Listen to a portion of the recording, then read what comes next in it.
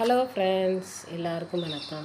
நம்மளுடைய தினசரி வாழ்க்கையில் தினமும் ஏதாவது ஒரு விஷயம் நடந்துகிட்டே தான் இருக்கும். ஒரே மாதிரி நம்ம வாழ்க்கை போகுமா அப்படின்னு கேட்டிங்கன்னா இல்லை. நம்ம நைட்டே ஒரு பிளான் பண்ணி வச்சுருப்போம். பக்காவாக பிளான் பண்ணி இதுதான் குழம்பு சமைக்க போகிறோம், இதுதான் பொரியல் பண்ண போகிறோம், இதுதான் டிஃபன் பண்ண போகிறோம் அப்படின்னு பிளான் பண்ணி வச்சுருப்போம். ஆனால் கடைசி நேரத்தில் பசங்களே அம்மா எனக்கு நாளைக்கு இதை பண்ணி கொடுத்துரு, இதான் எனக்கு வேணும்னு அடம் பிடிப்பாங்க. சரி அப்படின்னு சொல்லிட்டு அந்த டைமில் கூட கடன்னு சேஞ்ச் பண்ணி அவங்களுக்கு ஏற்ற மாதிரி ரெடி பண்ணி கொடுத்துட்டு அடுத்ததாக நம்ம ஹவுஸ் ஒய்ஃபாக இருந்தால் கூட நம்ம சேலஞ்சாக நம்ம நிறைய விஷயங்கள் பண்ண வேண்டியிருக்கும்.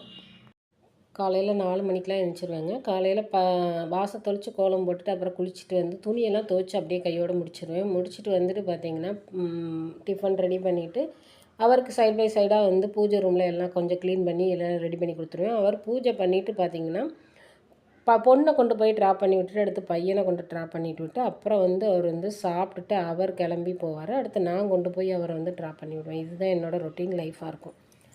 இது என்னென்னா இப்போ கொஞ்சம் சேஞ்ச் ஆகும். என்ன அப்படின்னா சில நேரம் அவர் எங்கேயாவது ஒரு 3 நாள் வெளியில் போகிற மாதிரி இருக்கும். அந்த டைமில் என்ன ஆகும்னா பயங்கர சொதப்பல் ஆகும். நம்ம உடம்பு அதுக்கு ஒத்துழைப்பு கொடுக்காது.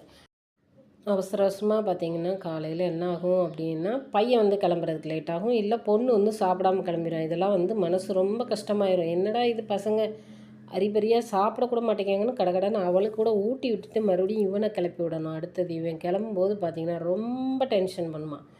அது எங்கம்மா இது எங்கம்மா அதை டிஃபன் பாக்ஸ் அப்போ தான் கொண்டாந்து காலையில் போடுவான். அப்புறம் அவசரமாக அதை கழுவி எடுத்து வச்சு அவனை ரெடி பண்ணி அவனை கொண்டு போய் நம்ம சேரியெல்லாம் சரி பண்ணிவிட்டு நம்ம தலையை வாரிட்டு கிளம்பி கொண்டு விடுறதுக்குள்ளேயும் நமக்கு அப்படியே ஒரு மூச்சு வாங்குங்க. ரிலாக்ஸாக இந்த மாதிரி ஒரு வாக்கிங் போயிட்டு வர்றது தான் எனக்கு ரிலாக்ஸாக இருக்கும். போயிட்டு பார்த்திங்கன்னா நம்ம கப்பன்னு பசிக்க ஆரம்பிச்சிடும். பசித்து நம்ம சாப்பிட்டுட்டோன்னா அடுத்த வேலை நமக்கு நடக்கவே நடக்காது. என்ன அப்படின்னு பார்த்திங்கன்னா நம்ம துணி துவைக்கணும். இப்போ கையில் துவைக்கிற துணியெல்லாம் பார்த்திங்கன்னா நம்ம சாப்பிட்டோம்னா குனிஞ்சு அலசவே முடியாது. இந்த கடையில் வடை சூப்பராக இருக்குங்க.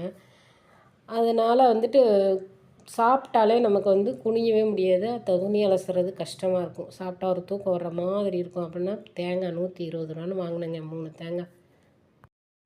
அதனால் என்ன பண்ணிடுவேன் அப்படின்னு சொல்லிட்டிங்கன்னா சிம்பிளாக ஏதாவது ஒன்று எடுத்துப்பேன். இந்த மாதிரி வெள்ளரிக்காய் கொஞ்சமாக சுண்டல் எடுத்து சாப்பிட்டுட்டு அப்புறம் துணியை போயிட்டு முதல்ல இன்றைக்கி மேட்டு துவைக்கணும் அப்படின்னு சொல்லிட்டு மேட்டை துவைச்சி அலசி போட்டுட்டு யூனிஃபார்ம் இதெல்லாம் அலசிட்டு அடுத்து இன்றைக்கி மார்னிங் பிரேக்ஃபாஸ்ட் என்னென்னா இட்லி தான் பண்ணியிருந்தேன். புதினா சட்னி வச்சுருந்தேன். நைட்டு கொஞ்சம் சம்பா கோதுமை ரவை உப்புமா பண்ணியிருந்தேன். அதை லைட்டாக சூடு பண்ணிவிட்டு நைட்டு யாருமே சரியாக சாப்பிடல. ஸோ அதை நம்ம சாப்பிட்டுட்டு முடிச்சிட்டேன்.